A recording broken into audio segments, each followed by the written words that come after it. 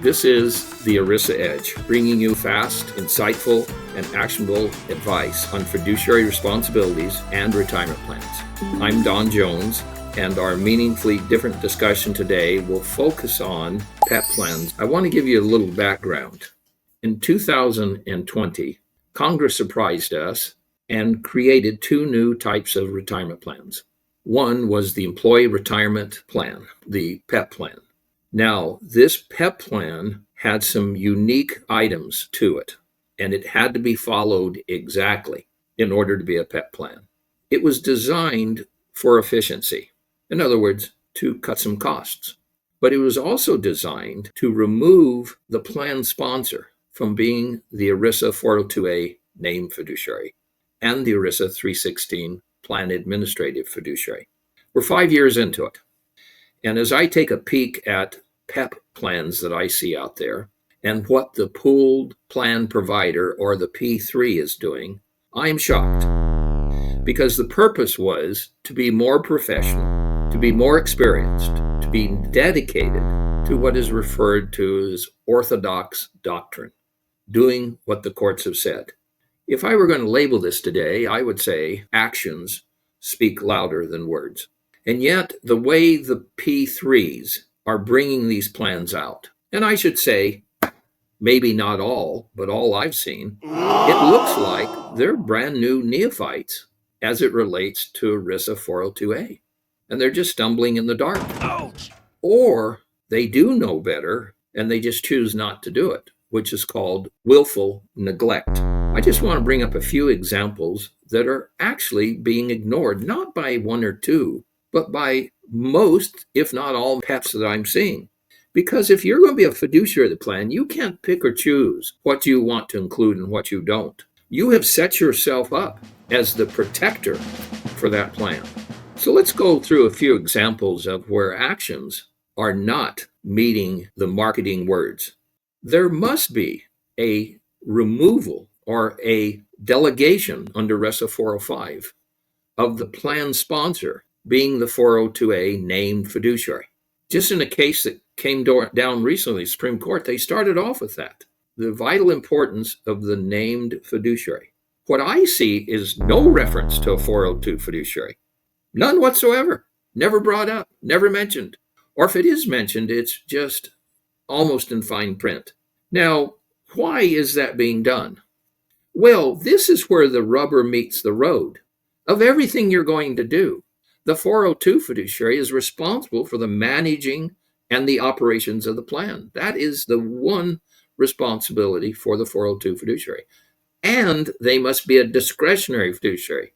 The buck stops here. If you're going to be a pooled plan provider, then put your big boy pants on and be clear that you are a 402 fiduciary, and there's no misunderstanding. You are a discretionary fiduciary, and you're taking care of that plan. Another example that I see, which is not illegal, but it's not in the best interest of the participants, is that the pooled plan provider is also providing other services. So it means that they're auditing or reviewing their own work. Come on. When ERISA was established 50 years ago, they were smart enough that when a plan needed a CPA financial audit, it could not be one of the service providers, could not. And under ISO 9000, that's called a second review. When you review your own work, that's wonderful, but it's not worth much. Because are you going to fire yourself? Are you going to discipline yourself? Well, of course not. And I see so often that they're not happy just to be the 402 and the 316. They want to gobble up other services. Who are we kidding? A next violation that I see often, they will load the plan with their own core proprietary funds. We've said on many occasions, the best way to describe, in our opinion, a discretionary fiduciary is that you do not audit your own work. And when you put your proprietary funds in and then you want to be the judge and jury, there's something wrong with that. It shows that you really don't want someone to look over your shoulders. Now, the funds may be fine, but the possibility of them not being is very obvious. So many of the PEP plans, they spend a lot of time on 316, which is fine. That is part of it. 316 is more of an administrative responsibility. And it doesn't have to be, note this, a discretionary fiduciary. It can be a directed. And as a part of it, as you go through the list of what they're doing as a 316, they're picking and choosing what they're going to do, but they're not notifying the adopting employer things they're not doing. That's not the job of the 402 fiduciary. And some people say, well, the 316 is the 402. No, no, no. You can go see court case after court case. There's a 402 that's responsible for the management of the plan and the administration of the plan. Of course, you get helpers. And there's a 316. They're different. They are not the same. Then when it gets to what they're using for a monitoring system, the finance industry, in a number of cases, are starting to get caught with not using proper monitoring tools. In 2020 and 2022, the Department of Labor clearly came out and said that they would use a risk-adjusted return, not a suitability study. That is washing down the funds. That is not meeting highest standards known to the law. They know it. I know it. It's not taking seriously being a 402 fiduciary. And then another one, cost conscious, which comes under the restatement of ERISA. And cost conscious is giving a proper return for the use of the participant's money. And is that not paid attention to? And in a recent Supreme Court case, the justices pointed out that there is a particular way to monitor funds inside a qualified plan. We're not doing a good enough job.